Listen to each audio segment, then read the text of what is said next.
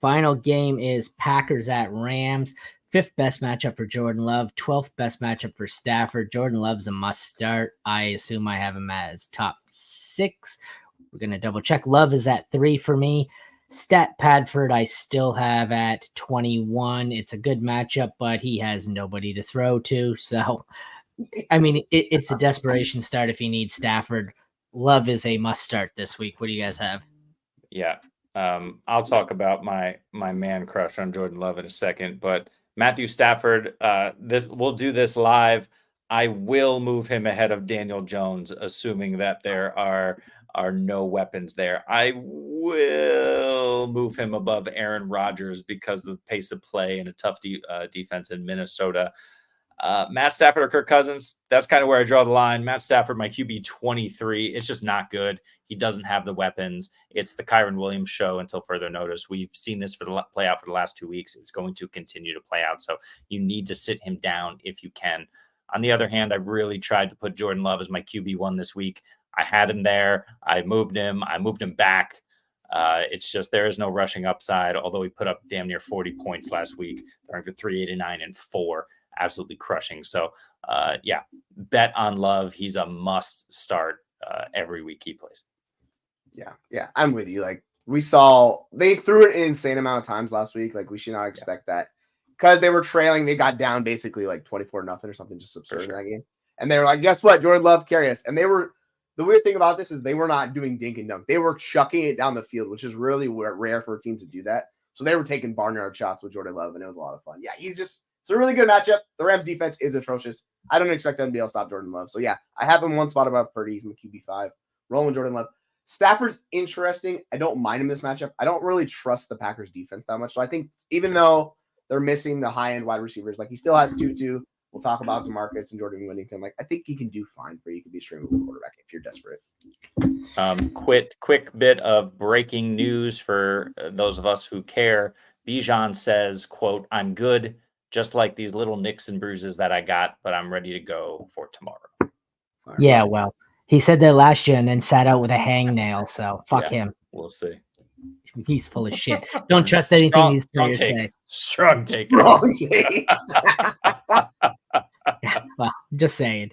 Oh, sorry, he's got that dog in him. There you are. Sorry. All right, running back. 6th best matchup for Josh Jacobs. 15th best matchup for Kyren Williams. I have Jacobs higher, and that feels gross. What do you guys have here? I pushed the wrong button and I've split my screen in two, so you guys talk while I work that out. Jacobs at 3, Kyren at 5. It's just a great matchup to fire up both of these guys. Josh Jacobs really hasn't done it because he hasn't found the end zone yet this season. That's really the only issue. That will not be an issue in this game. Josh Jacobs will score. Green Bay will give him the ball around the goal line. So I am not concerned about him at all this week, obviously, with that ranking of number 3 overall. Kyren Williams, on the other hand, we said it. We've seen it. He's just Mr. Necessary. Over the first 2 games, he had 21 and doing some quick math here, 16 touches. Over the last 2 games, he had 26 and 23 touches. So the touch volume goes up with those guys out, and he's just going to convert that. The last 2 weeks, he was the RB2 and RB12 in half PPR. Yeah, Jamie nails it. Like, his role is one of the best in the NFL. Like, I know people were clowning the efficiency and then it bounced back, and it's like, oh yeah, shocker. Kyren Williams is still a good running back. So those are the Blake Corum stands. He's a handcuff. That's all he is. He's running back 3, he's running back 5 for me this week. I really like Kyren. Even like they're going to be more than likely trailing. I don't care. He's just going to be on the field a lot. Josh Jacobs said when they asked him, he wanted to play more, but the game script prevented it. So it's very interesting. The last 2 weeks, his snap share and usage has decreased. Some of that's game script, some of that's issues. I expect it to fully be more Josh Jacobs this week. So yeah, he's my running back 9. It's just interesting the fact that they needed a pass catching back, so they take Josh Jacobs off the field. Like that really limits the high end RB1 upside if we're ever getting that from Josh Jacobs.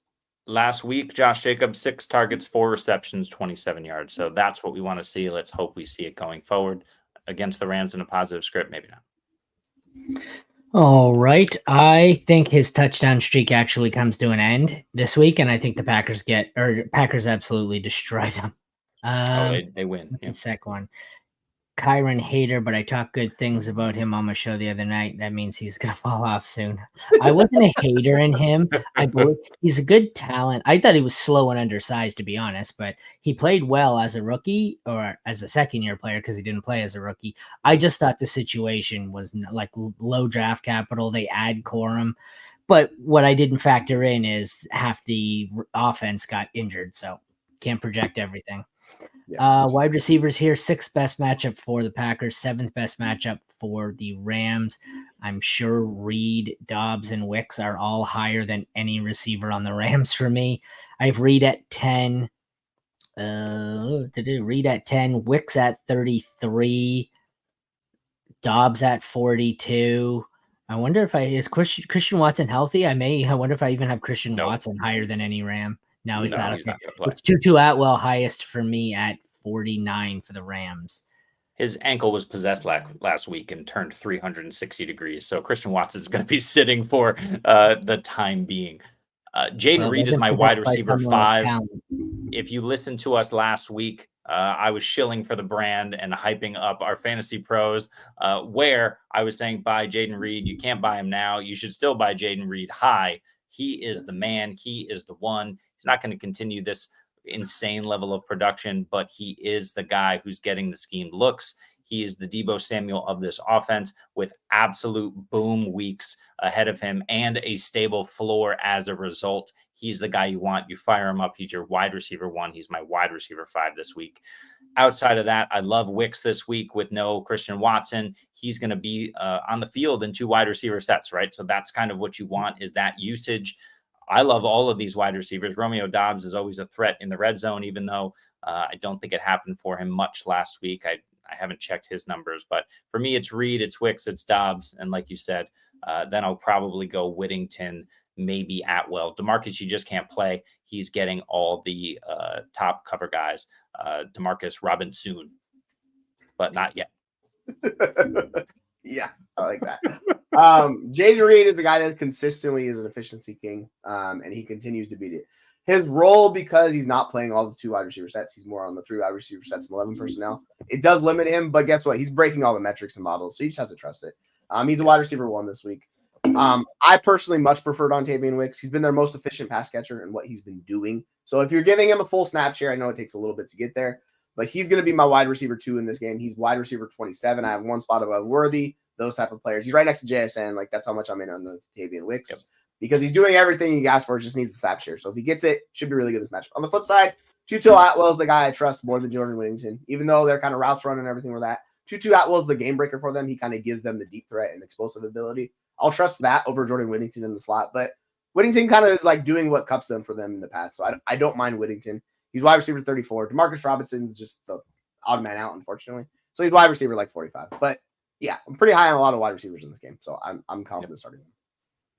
Let's close it out with the tight ends. Good matchups for both. I have Tucker Kraft at 6 and Parkinson at 14. Both feel kind of risky here. What are your thoughts on either of the tight ends? Yeah, I'm not buying into Tucker Kraft. In week 1 with Jordan Love, he was just 2 receptions on 3 targets. I think that was actually the other guy game. I don't know why the other guy is.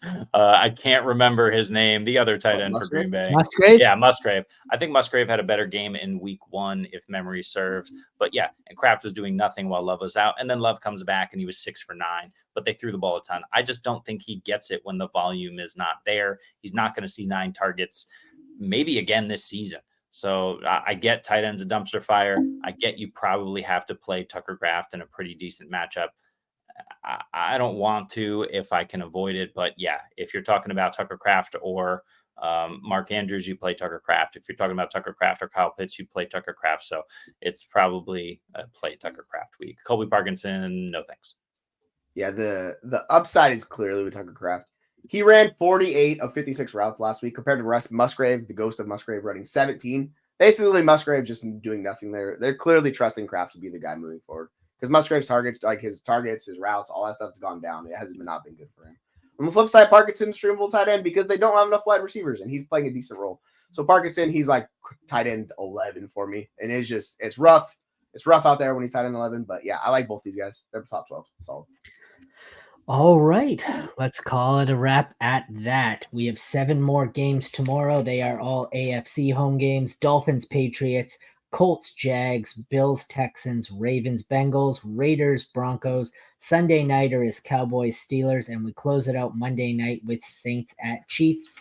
Obviously, the 4 bye teams are Lions, Chargers, Eagles, and Titans. Check back tomorrow at noon for our AFC home game previews. Thank you all for tuning in. Take care, and we'll see you next time.